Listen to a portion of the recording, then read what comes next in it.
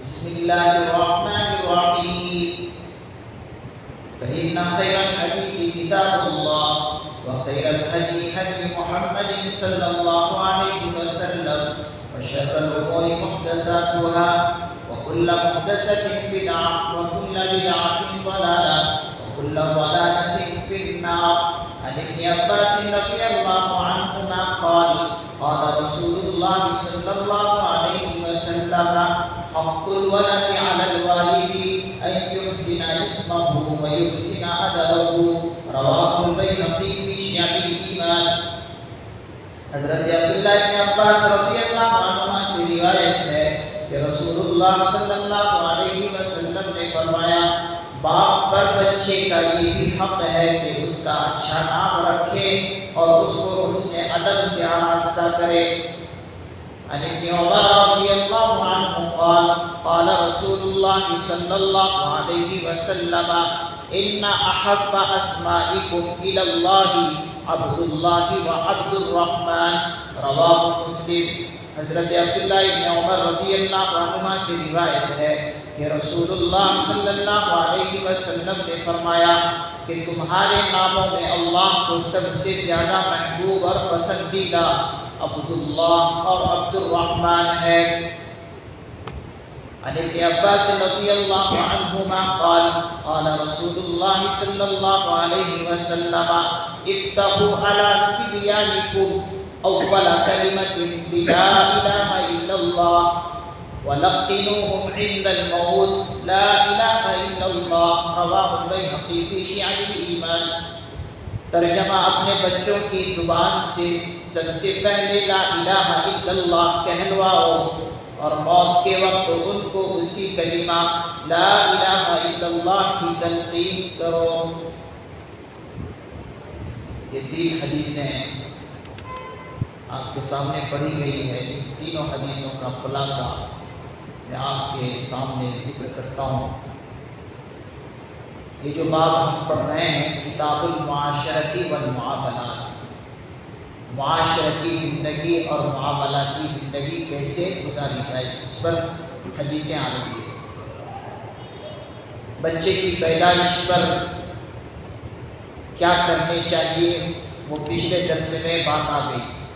عقیقہ کی بات آئی تھی اور اسی طریقے سے بچے کی تحقیق کی بات آئی تھی کہ اچھے کسی بزرگ سے کسی اللہ والے سے تحقیق کرائی جائے، کچھ میٹھی چیز چبا کر بچے کے قابو میں دیے جائے، وہ بات آئی تھی. پھر عقیقے کی بات آئی تھی.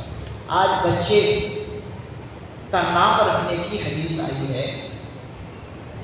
حضور علیہ السلام نے فرمایا، جو کہ حضرت عبداللہ ابن عباس سے روایت ہے، حضور نے فرمایا باپ پر بچے کا حق یہ ہے کہ اس کا اچھا نام رکھے اور اس کو حسن ادب سے آراستہ کرے. بالکل بات واضح ہے کہ باپ پر ماں باپ پر حق یہ ہے بچے کا کہ اس کا اچھا سے اچھا نام رکھے اور اس کو بہترین ادب سکھلائے، ایسی ادب سکھلائے کہ دوسرے لوگ اس بچے کو دیکھ کر، اس کے اخلاق کو دیکھ کر یہ کہنے پر مجبور ہو جائے کہ واقعتاً جب بیٹا ایسا ہے تو اس کے باپ کتنے اچھے اخلاق والے. تو نام جو اچھے رکھنے ہیں وہ حدیث کے اندر کیا نام ہے جو اللہ کو اور اللہ کے محبوب کو پسندیدہ ہے، اس کی حدیث پڑھی گئی ہے. حضرت عبداللہ ابن عمر کی ہے رضی اللہ عنہ. رسول اللہ صلی اللہ علیہ وسلم نے فرمایا ناموں میں سب سے بہترین نام اللہ کے نزدیک عبداللہ اور عبد الرحمن ہے. یہ 2 نام اللہ کو اور اللہ کے پیارے نبی کو بہت زیادہ محبوب ہے. اگر کسی کو اللہ تعالیٰ مذکر اولاد دے، مرد بچے دے تو یہ نام ضرور رکھے. جنہوں نے نام رکھ دیا وہ رکھ دیا. اب اگر اللہ تعالیٰ کسی کو دے مرد بچے تو یہ نام دونوں میں سے کوئی ضرور ایک رکھے، عبداللہ اور عبد الرحمن. یہ صحیح مسلم کی روایت میں یہ دونوں نام پسندیدہ اللہ کو کیوں ہیں، یہ سمجھنا۔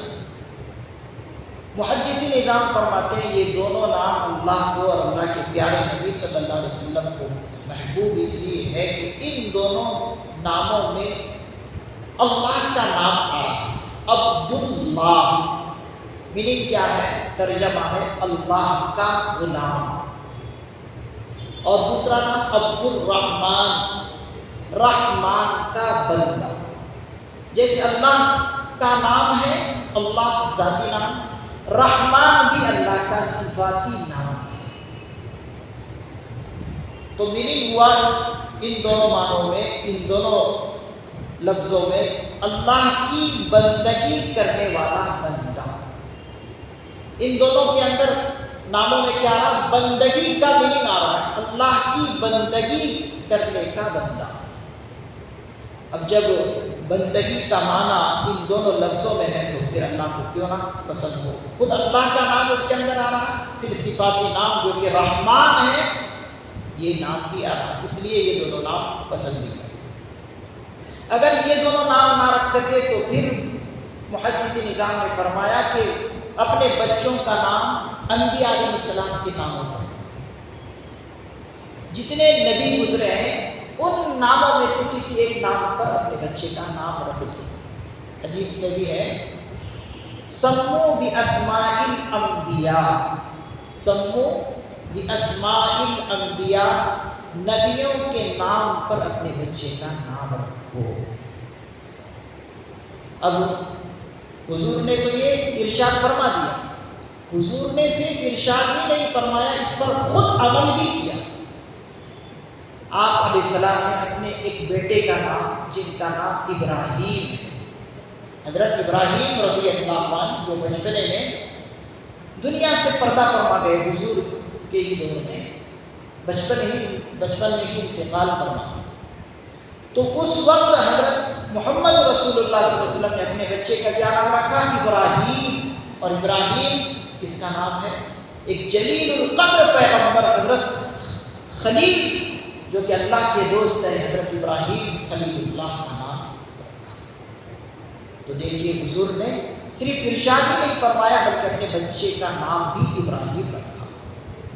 اسی طریقے سے حضور نے فرمایا کہ اگر انبیاء کے ناموں پر نہ نام رکھ سکو تو پھر ایسے نام رکھو اپنے بچوں کا کہ جن ناموں میں معنی اچھا ہو، جن ناموں کے معنی اچھے ہوں وہ نام رکھو۔ پھر حضور نے اپنے نوازوں کا بھی نام ایسے ہی رکھا، اچھے نام رکھے جن کے میننگ اچھے ہیں، جیسے اپنے نوازوں کا نام رکھا حضرت حسن رضی اللہ، حسن کا معنی خوبصورت، حسین رضی اللہ عنہ بھی نام رکھا اپنے دوسرے نواسے کا۔ تو یہ نام انسان رکھ سکتا ہے، اگر عبد الرحمن یا عبداللہ نہیں رکھ سکا تو پھر نبیوں کے ناموں پر نام رکھے، پھر نبیوں کے نام پر اگر نہیں نام رکھ سکا تو پھر اولیاء اللہ کے ناموں پر نام رکھے۔ ان ناموں کا اثر اپنے بچے پر ضرور پڑتا ہے۔ یہ نام رکھنے کی جو وجہ بتائی گئی ہے، محدث نظام نے فرمایا جیسے آپ نام رکھیں گے ان ناموں کا اثر بچے پر پڑے گا، اس لیے نام اچھے رکھنے چاہیے۔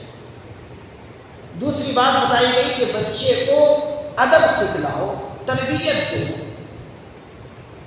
اور اللہ کے سارے پیغمبروں نے اور ان سب کے اخیر میں جو ہم سب کے آقا جناب احمد مجتبیٰ محمد مصطفیٰ صلی اللہ علیہ وسلم دنیا میں تشریف لائے تو لوگوں کو بتایا کہ دیکھو یہ چند روزہ زندگی ہے، اس زندگی کو آنے والی زندگی کی تمہید سمجھو، آنے والی زندگی کی تمہید اور مقدمہ سمجھو، اور اس زندگی کو اصلی زندگی نہ سمجھو بلکہ آنے والی زندگی جو ہے وہ اصلی زندگی ہے۔ اس زندگی کے آنے کے لیے، اس زندگی میں فلاح اور کامیابی کے لیے اس زندگی کو، اس دنیا کی زندگی کو عمل کے لیے چنو اور اپنی زندگی میں بہترین عمل کرو تاکہ آخرت کی زندگی آپ کی کامیاب زندگی ہے۔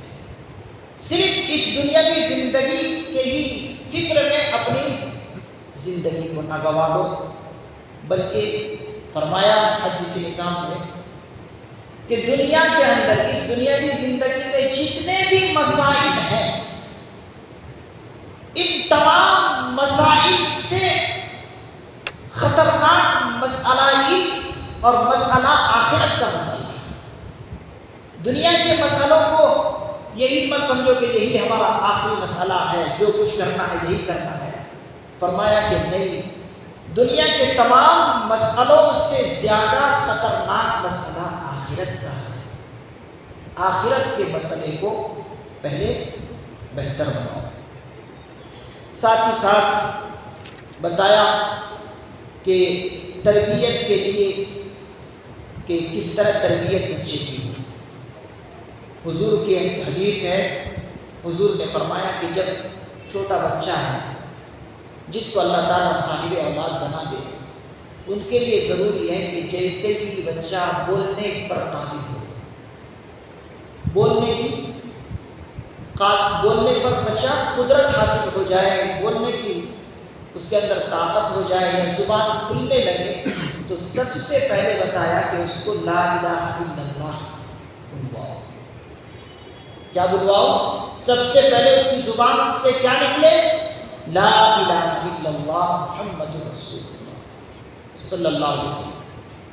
اور آخری جو بات ہو، یعنی آخری مرحلہ، اب موت بالکل اس کے قریب ہے، اس وقت بھی حضور نے فرمایا کہ یہی تلقین اسی کے لیے لا الہ الا اللہ۔ اور محدث نظام نے فرمایا جس بندے کا کلمہ سب سے پہلا لا الہ الا اللہ ہو اور سب سے آخری کلمہ موت کے وقت کلمہ لا الہ الا اللہ ہو، وہ اس دھرتی پر سب سے زیادہ خوش نصیب انسان، سب سے زیادہ خوش نصیب انسان کون ہے؟ کہ سب سے پہلی زبان پر اگر وہ کلمہ کوئی آ رہا ہے تو لا الہ الا اللہ، اور موت کے ٹائم پہ اگر کلمہ آ رہا ہے تو لا الہ الا اللہ، تو سب سے زیادہ خوش نصیب انسان۔ یہ کیوں پہلے تلقین کی جا رہی ہے کہ بچہ جیسے ہی بولنا سیکھے تو لا الہ الا اللہ سکھاؤ؟ وہ اس لیے کہ انسانی ذہن کی صلاحیتوں کے بارے میں آج کی ٹیکنالوجی بھی اور اسی طریقے سے سائنس بھی اور جدید تجربہ کار بھی یہ بتاتی ہے کہ اس بچے کا جو اس وقت ذہن ہے بالکل خالی ذہن ہے، اور ذہن ایک ایسی چیز ہے کہ ساری باتیں ذہن قبول کرتی ہے۔ آج ٹیکنالوجی کے دور میں جو کچھ ہو رہا ہے، بتائیے یہ کس چیز کا کمال ہے؟ ذہنی کا تو کمال ہے، کوئی اور چیز تھوڑی ہے۔ موبائل اگر کسی نے بنایا، موبائل کے اندر چھوٹی چھوٹی چیزیں اور بڑی بڑی چیزیں جو رکھا گیا ہے، تو یہ کس کا کمال ہے؟ ذہنی کا کمال ہے۔ تو فرماتے ہیں کہ جب پہلا جملہ بچے کے زبان سے نکلے گا لا الہ الا اللہ، تو اس کے دل و دماغ میں اس کا اثر پڑے گا، اور اس کے اندر اثر یہ ہے کہ اللہ ایک ہے، اللہ کے سوا کوئی معبود نہیں ہے، اور محمد رسول اللہ صلی اللہ علیہ وسلم آخری رسول اور پیغمبر ہیں۔ تو یہ دل و دماغ میں اس بچے کے پڑے گا، جس کی وجہ سے اس کی آگے کی زندگی بہت خوشگوار ہو سکتی ہے۔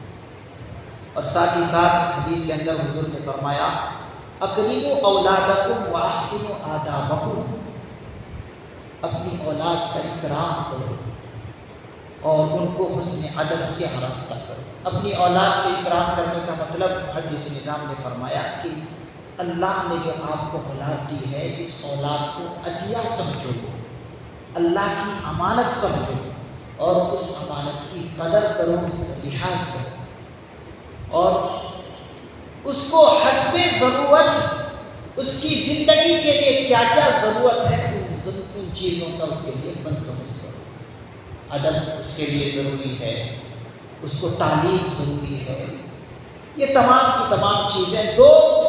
اور حضور نے فرمایا اگر ماں باپ اپنی اولاد کو کوئی بہترین تحفہ دینا چاہے تو وہ بہترین تحفہ تعلیم اور تربیت ہے۔ اس سے بڑا تحفہ اور گفٹ کچھ ہے نہیں اولاد کے لیے۔ حضور نے فرمایا خود کسی باپ نے اپنی اولاد کو کوئی تحفہ اور عطیہ اور حسن ادب اچھی سیرت سے بہتر نہیں دیا، تو بہترین تحفہ کیا ہے؟ اپنی اولاد کی تربیت اور بہترین ادب سیکھنا۔ اللہ تعالیٰ سے دعا ہے اللہ تعالیٰ مجھے بھی اور آپ حضرات کو بھی اور تمام امت مسلمہ کو بھی ان احادیث مبارکہ کی قدر کرنے کی توفیق نصیب فرمائے اور ہمیں اپنے اولاد کی صحیح تربیت کی بھی توفیق نصیب فرمائے۔ سبحان اللہ و بحمدہ، سبحانک اللہم و بحمدک، ونشہد ان لا الہ الا انت، ونستغفرک ونتوب الیک۔ سبحان ربک رب العزۃ عما یصفون، وسلام علی المرسلین، والحمد للہ رب العالمین۔